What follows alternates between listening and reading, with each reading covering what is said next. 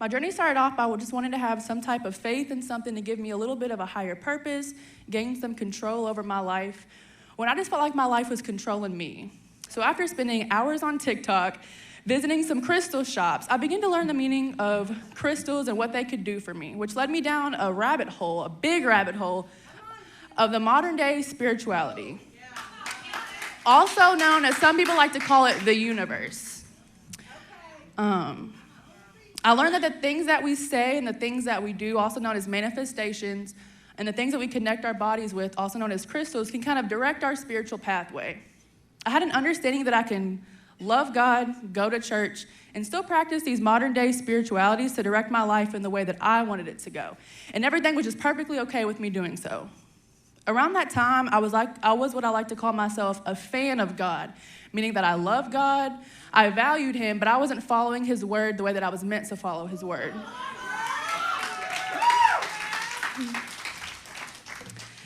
So, in the beginning of this year, I made myself a vision board, and the title of my vision board was called Intentional Decisions, meaning that everything that I wanted to do it with a purpose, and I want it to be very intentional.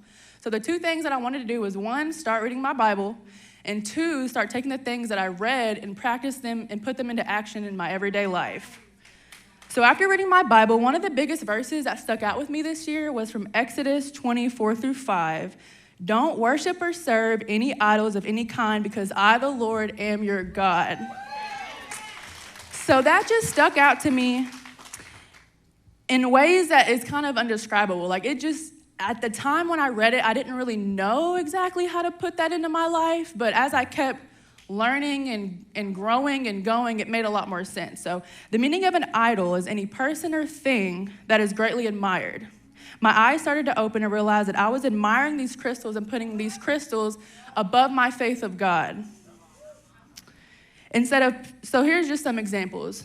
At the time, I was a car salesman. So instead of praying to God that he would bless me and tenfold my finances, I would bring my money crystal to work with me and just know that if I had this money crystal with me, the money will come and I will be fine. I was putting my direction in the way that I wanted to go.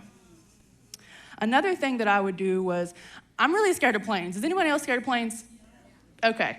So I was really scared of planes. So I would take my travel crystal with me when I would get on planes. Instead of praying to God and asking him to keep me safe, as long as I had this crystal with me, I felt like I was safe. So I was putting my thoughts, my beliefs, and the power of my tongue into the crystal, hoping that everything would work out in my favor. Fast forward to this year, around March, I had a very nice conversation with my pastor, Minnie, and our crew. Shout out to my crew over here. We had a conversation about her perspective of the crystals. And then fast forward a few weeks later, I had gotten a very random message from an old coworker from the car lot named Gary. Now, Gary, he's seen me with my crystals, but we worked together for a year, and he never mentioned anything about them or didn't really say anything. So it was kind of weird. He messaged me out of nowhere on Facebook and was like, Kenzie, what's your number? I want to give you a call.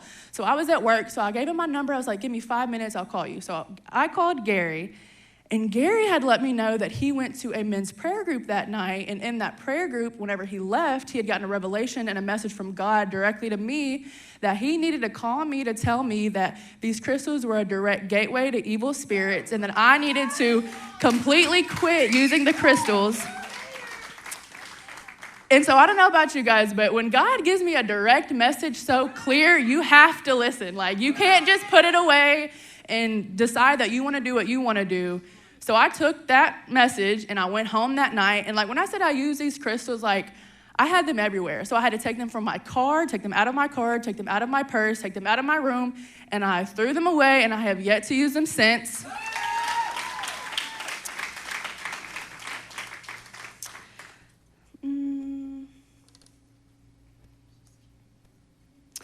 Okay, so I just wanted to say that this is a message of my deliverance of crystals, but the crystals were a part of my journey. They were a part of my journey that got me to where I'm at. So I don't want anyone to shame anyone for using crystals or shame anyone for using modern day spirituality, because if it wasn't for the people that loved me during that time of my life, I wouldn't be up here speaking to let you guys know that you can get saved and you can have a revelation. And I'm hoping that this will open the door for somebody else.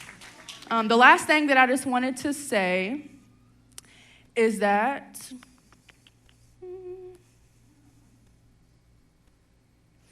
I just wanted to ask anyone, just think about something that you're putting a priority over Jesus in your life, whether it's a person, a thing, an idol, anything that you're putting your faith in a little bit more than God, just think about that. And I know that if you pray about things, God will reveal himself every time to you. And then the last thing I just wanted to say was the things that I prayed about when I was using the modern day spirituality, I never got a deliverance from until I quit using them. So just a couple examples. My brother is a recovering addict. Shout out to CR. But I prayed for him during that time, and I even told Pastor Mindy, I would even use the crystals and pray with him. The devil deceived me in a very, very strong way. So I just was confused and didn't know. But the things that I prayed about then and the things that I prayed about now, they're now answered since I closed that door. So God is great, and thank you guys for listening, and that's all I got.